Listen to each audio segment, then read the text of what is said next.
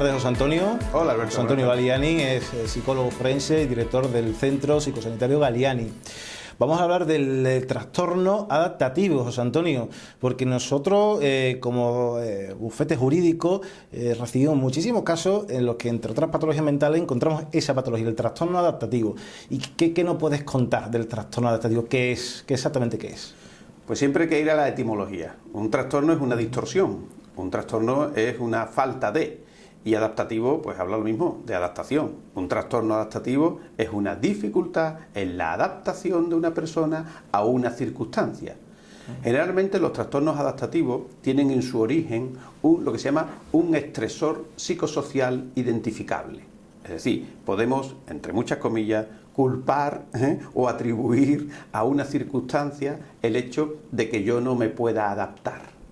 La pregunta es, ¿el impacto de esa circunstancia en mi sistema psíquico, es decir, mis pensamientos, en mis emociones y en mis estados de ánimo y en mis conductas, se le llama un trastorno adaptativo?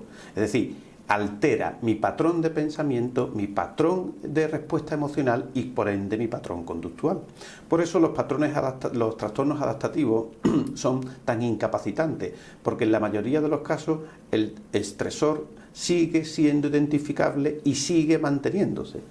Muchas veces, cuando el estresor ha desaparecido, mantener el trastorno adaptativo de esa manera a lo mejor ya no tiene sentido porque las personas se recuperan. Sin embargo, hay veces que quitando ese estresor identificable, el trastorno se sigue produciendo. Ahí estaríamos hablando ya de una cronicidad en ese trastorno adaptativo que puede dar lugar a otro tipo de patología, probablemente pues o trastorno por estrés postraumático u otro tipo de circunstancias. Porque evidentemente, José Antonio, la gravedad, que lo que hace extender a la cronicidad, viene cuando eliminamos ese estresor externo, que puede ser una conducta de una persona, por ejemplo, se elimina, pero la conducta de la persona continúa. Entiendo que ahí aparece ya un nivel en cuanto a severidad y gravedad bastante mayor. Si eliminando ese estresor continúa, evidentemente. Está claro que mantener ese estresor psicosocial identificado dentro de lo que significa la vivencia cotidiana de la persona, bueno, pues crea esa cronicidad de la que me estás hablando.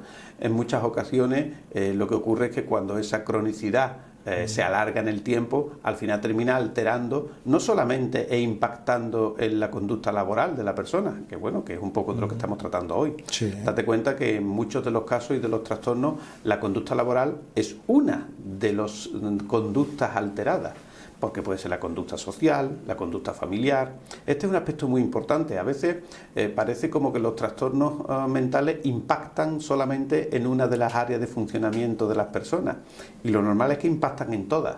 Lo que pasa es que de lo que estamos hablando muchas veces en el derecho social es del impacto que tiene en el ámbito laboral. Pero yo creo que un buen perito tiene que darse cuenta y hacerle entender a su señoría de que esa disfunción, lo que se llama así, esa interferencia significativa en ese ámbito, no es más que una de entre otras muchas que se suele dar.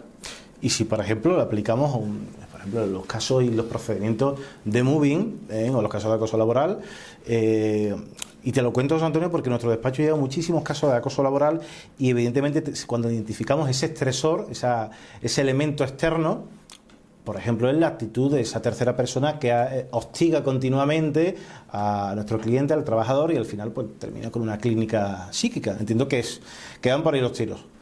El moving tiene unas características muy especiales.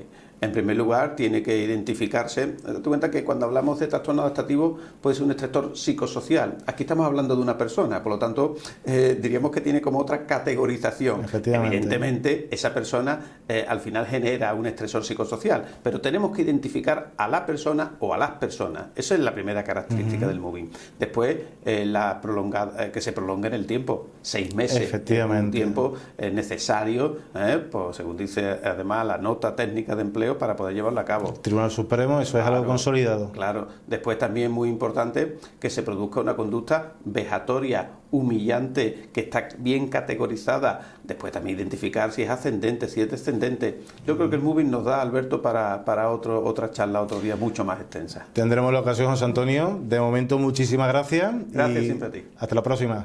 Un saludo. Un placer.